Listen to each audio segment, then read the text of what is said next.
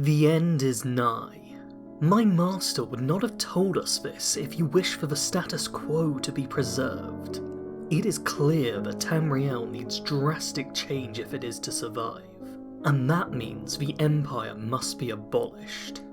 Their management of the continent has been utterly pitiful, proving to all that the Imperials should never have the right to govern anyone but themselves.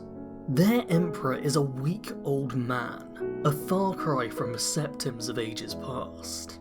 Their once grand empire has dwindled to a mere trio of territories.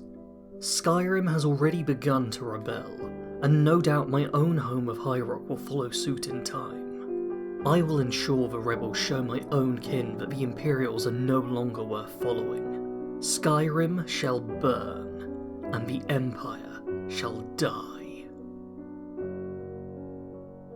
The skills for this build are Illusion, Sneak, Conjuration, Alteration, and Alchemy. In the Illusion skill tree you'll want to go all the way up to Expert Illusion in order to halve the cost of the spells you cast in this school of magic. The Animage perk makes it so illusion spells work on higher level enemies, helpful for calming charging bears. And the Kindred Mage perk makes illusion spells work on higher level people, good for ensuring frenzy spells can turn friends against one another. Most importantly though, purchasing these two perks grants access to Quiet Casting, completely removing all sound from casting spells. This is incredibly important for stealth-based mages, as there's no point casting invisibility if everyone is alerted to you doing so by the loud casting sound of a spell. The Sneak skill is up next, and as always we start with a single rank of Stealth. This provides a massive 20% boost to your sneaking capabilities, whereas further ranks each only provide a 5% boost, which is why I never bother with more than one rank. We then are heading up the right hand side of a sneak tree, starting with Backstab, giving a 6 times multiplier to all one-handed sneak attacks. This is good early on, but we'll be able to make it much better soon enough. First though, we also pick up Deadly Aim, making sneak attacks with bows do 3 times damage rather than just 2 times. A nice little bonus, but nowhere near as good as Assassin's Blade, which makes sneak attacks with daggers deal 15 times damage. This is an incredible perk, and one which actually makes daggers a worthwhile specialised weapon type, in a way I really wish the other weapon-specific perks managed to do. Let's now move on to Conjuration, where I pushed up to Adept Conjuration for a reduction in casting costs. There weren't any expert conjuration spells that this build needed, and the main spell we cast is a novice one, so you could even save a couple of points here if you so wished. Moving on from that, the most important perk to grab is Mystic Binding, which increases the base damage of all conjured weapons. A simple effect, but a critical one to pick up early. From this you'll then be able to grab Soul Stealer, which makes it so your bound weapons can fill soul gems, which is quite a nice effect to have, especially if you decide you want to spec into enchanting at any point. And finally we have Oblivion Binding, which makes your bound weapons banish daedra and turn undead. Once again, not a super essential perk to pick up, but the turning of undead at least should help out when fighting strong Draugr who don't go down in a single attack. In the Alteration skill tree I pushed up to Adept Alteration in order to halve the casting cost of every spell I used, but that was it for perk investment. There are some great perks in this tree, but I just didn't feel the need to get any of them. And finally we have Alchemy, arguably my favourite skill in the entire game, but not one that you really need to focus on all that much. Here I put 2 points into Alchemist just to make sure any potions or poisons I crafted were a little more potent. Vokun is the namesake of the character, though it comes with both positive and negative effects for this sort of build. It's a piece of heavy armour, which does make sneaking a little harder, but the effect of a mask reduces casting cost of all Conjuration, Illusion and Alteration spells by 20%, making it much easier to use a variety of spells one after the other. To further help with casting, I also had equipped the Master Robes of Conjuration and Illusion.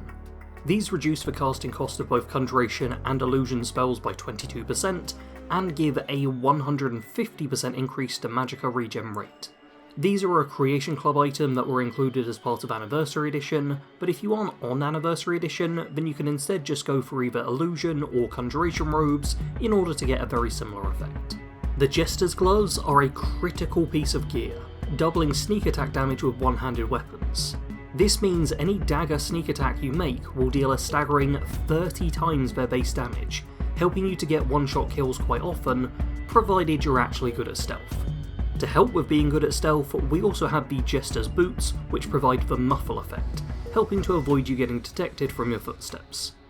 When it comes to the ring and necklace, you'll want to find something to help you out with stealth. At least that's what I had to do, because I'm terrible at stealth games, so switched over from some unique magic-focused jewellery to just generic Fortify Sneak items, because I needed all the help I could get.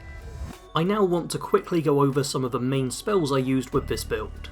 In the School of Illusion, my most used spell by far was Invisibility. By turning completely invisible, you can quite easily sneak past enemies and around their backs, without ever having to worry about line of sight. Unfortunately, the second you cast another spell, activate an object, or try to attack, you will pop back into existence, making it very easy to be detected. So maybe you should still worry about line of sight after all. Illusion's also home to Frenzy and Pacify spells. The first of these will make it so the target treats everything like an enemy, good for turning groups of enemies against each other and thinning their numbers. Pacify is great for if you're detected doing a little assassination in public and want to get the witness to chill out so they don't get all aggressive towards you. This then allows you to either walk away or sneak up behind them and slit their throat too. In Conjuration, the most important spell is Bound Dagger. You'll need to head to Solstheim in order to get this spell tome, but I really liked the idea of an assassin who carried no weapons on them and therefore would look innocent to any inspection. The Bound Dagger sadly isn't actually that strong a weapon, so you would technically be better off with just a high tier and improved physical dagger, but this is the path I chose, so I'm sticking with it. Additionally, the Bound Bow spell lets you conjure up a ranged weapon whenever you need to, without the need to worry about carrying arrows on your back. This build isn't really a stealth archer focus, so try to focus more on the dagger side of things, but it's always good to have a ranged weapon as a backup. Finally, we have Alteration, where Incapacitation is the name of the game. Ash Shell, Paralysis, and Paralysis Rune all essentially do the same thing, incapacitating an enemy so you don't have to deal with them. Technically, calm spells can also work here to serve the same sort of purpose, but paralysing an enemy still marks them as hostile, allowing allies to keep fighting them while they can't fight back. The standing stone I chose for this build was the Serpent Stone. With this you gain the ability to both paralyse and damage a target once per day. I like to treat this as my panic button for the build, just one quick press of a powers button and the thing that jump scared me is now on the ground, unable to move and with their health bar ticking down. I also had the Summon Spectral Assassin power, which essentially works the same way as casting a spell, except it grants you a very powerful companion who will kill anyone you want with deadly efficiency, great for any large battles you'll find yourself in. I was playing Zabreton, which meant I had a base level of magic resistance, which is always nice, and also a spell absorb power thanks to Dragon Skin. While this isn't a tanky character, and you really don't want to get hit with any attacks, these two effects in tandem do at least provide you some defense against both mages and Dragon's Breath.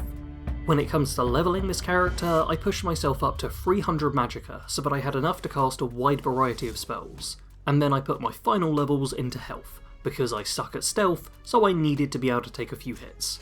If you're actually good at playing stealth builds, then an increase to health shouldn't be required.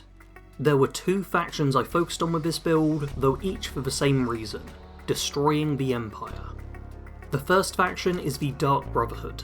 By playing through this faction's storyline, you will get the opportunity to assassinate the Emperor himself, as well as going up against many agents of the Empire.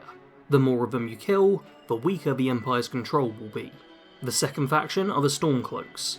They're directly fighting the Empire, and while a direct battle isn't the sort of thing this character goes in for, you still have a vested interest in seeing Ulfric claim victory. When it comes to followers for this build, I would recommend avoiding them. Having someone clunking around next to you is a great way to draw attention towards you, and ruin any chance you had of sneaking up on an unaware target. Travelling solo is almost always going to be the optimal way to go. That being said, Cicero is technically a stealthy follower, so you may be able to get away with using him, but that would mean sparing him and then having a clown stalk you. This is an assassin build archetype. Getting up close and sneak attacking with daggers from behind is the primary way to kill enemies. The invisibility spell is great for helping you sneak up behind targets, and you can use the bound dagger to kill enemies with a single attack from behind. It's quite a straightforward strategy, but one that is quite prone to failure, at least if you're me. For these reasons, you also have an arsenal of other spells at your disposal.